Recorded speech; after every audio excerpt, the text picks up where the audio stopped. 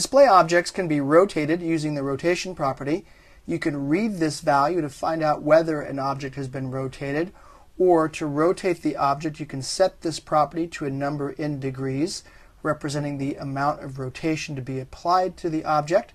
For instance, this line of code rotates my clock object 45 degrees, 1/8 of one complete rotation. If we go ahead and do a control test movie, you can see that the clock has been rotated 45 degrees. It's still spinning. The movie clips inside of it are still moving. The entire thing has just been rotated 45 degrees. So setting the rotation of an object or checking the rotation of an object is a fairly straightforward, simple procedure. Let's now move on to manipulating size and scale. You can measure and manipulate the size of a display object in two ways, using either the dimension properties, width and height, or the scale properties, scale x and scale y. I have a demonstration here involving both methods. Every display object has a width property and a height property, which are initially set to the size of the object in pixels. You can read the values of those properties to measure the size of the display object. You can also specify new values to change the size of an object as follows. To resize an object using the width and height values or properties, you'd use a script like this one. Let's go ahead and unremark this. What I'm doing here is I'm using the target path tool to target the hour hand, and I'm changing the width and the height to 120 pixels each. Let's go ahead and test the movie. You can see that the width and height values are changed. I can also modify these. Let's change these back to something smaller like 10 pixels. Do a control test movie. There is the hand there, the hour hand that I'm changing. Now I've also scaled this in the x and y direction, but because the value is 1, it doesn't appear changed, the clock face. Let's go ahead and rem out these two lines, and now let me demonstrate how to resize things using the scale property. Let's set this to 0.5 for x and 0.5 for y. And that will make this 50% of the original size. You can see that the clock is, looks like I have a syntax error. Let's go back and fix that. I forgot to add the second / to remark out those two lines. Let's go back and test this again. And notice that the clock is half the size.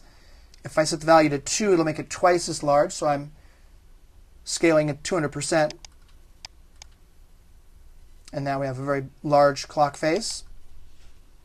As I just demonstrated, these properties represent the relative size of the display object compared to its original size. The scale x and scale y properties use fraction decimal values to represent percentage. So as you saw, if a display object's width has been changed so that it's half as wide as its original size, the object's scale x property will have the value of 0.5, meaning 50%. As you saw, when I doubled the size, the scale y and scale x property will have the value 2, meaning 200%. Now when you change the width or height properties of a display object, the Flash player updates the scale x and scale y properties of the object as well. However, I should point out that text field objects are an exception to this scaling behavior. Text fields need to resize themselves to accommodate text wrapping and font sizes, so they reset their scale x or scale y values to 1 after resizing. On the other hand, if you adjust the scale x or scale y values of a text field object, the width and height values will change to accommodate the scaling values you provide. Now, changing the height or width of a display object causes the object to scale, meaning its contents stretch or squeeze to fit in the new area.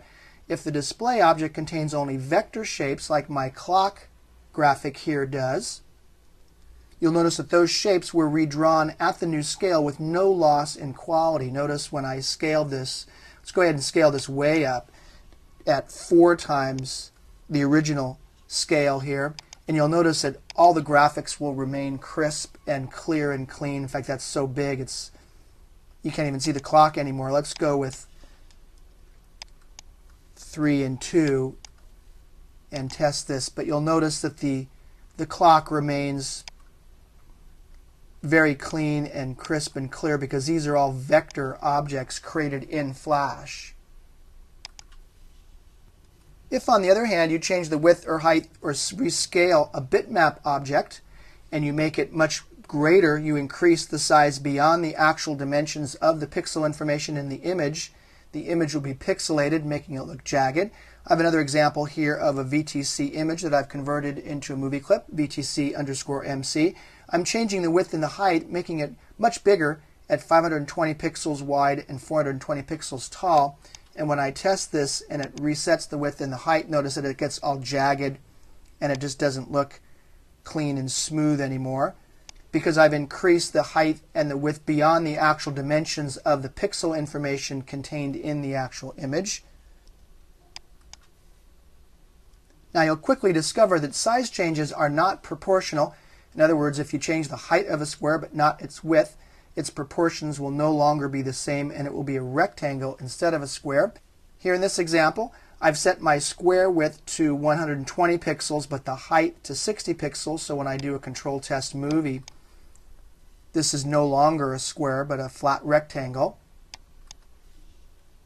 Now, if you want to make relative changes to the size of a display object, you can set the values of the scale X and scale Y properties to resize the object as an alternative to setting the width or height properties. For example, here in this code, I'm changing the width of the display object named square_MC, and then altering the vertical scale, the scale Y, to match the horizontal scale so that the size of the square stays proportional. So here's my square width, 350. I'm resetting the square width. Here I'm setting the scale Y equal to scale X so that the scale X will also be 350 pixels. So when I do a control test movie, I get a new square, 350 pixels on each side. Let's now move on to the next movie where I describe scripts for applying blending modes to your display objects.